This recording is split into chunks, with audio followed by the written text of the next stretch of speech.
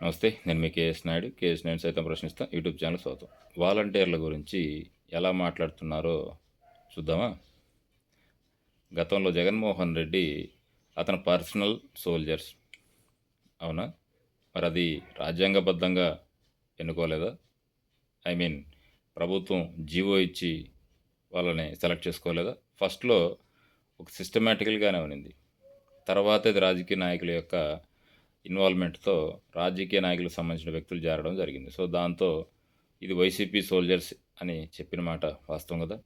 ఇదే కూటమి నాయకులు గోతాల సంచులు మోసే ఉద్యోగం అది కూడా ఒక ఉద్యోగమే అన్నవాళ్ళు లేరా?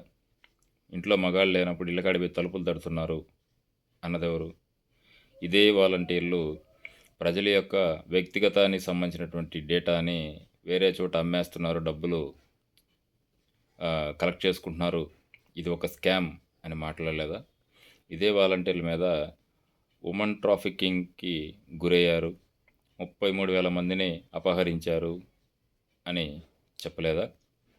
కుటుంబానికి సంబంధించినటువంటి సున్నితమైనటువంటి ఇన్ఫర్మేషన్ కూడా బలవంతంగా తీసుకుంటున్నారని కూడా కొంతమంది మాట్లాడలేదా? అసభ్యంగా మాట్లాడలేదా? సరే, ఇది వైసీపీకి సంబంధించి జగన్మోహన్ రెడ్డి పర్సనల్ సోల్జర్సే అనుకుందాం. మరి లాస్ట్లో అలాంటి పనికిమాలిన, ఉపయోగం లేని, ఎలాంటి నిబద్ధతలు లేని, సక్రమంగా ఏర్పాటు చేయనటువంటి ఆ వ్యవస్థని మీరు లాస్ట్‌కి ఏం చెప్పారు?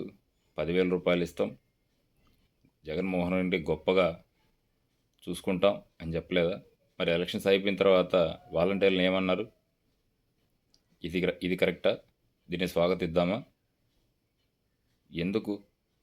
మరి అదే వాలంటీర్లు మన విజయవాడ వరదలు వచ్చినప్పుడు ఎందుకు వాడుకున్నారు? తప్పు కదా, పనికిమాలినోళ్ళు కదా, జగన్మోహన్ రెడ్డి పర్సనల్ సోల్జర్స్ కదా వాళ్ళు. మరి అదే వాలంటీర్లు గతంలో టీడీపీ పార్టీ ఓట్లు వేయలేదా? అప్పుడు ఎందుకు వేయించుకున్నారు? తప్పు కదా.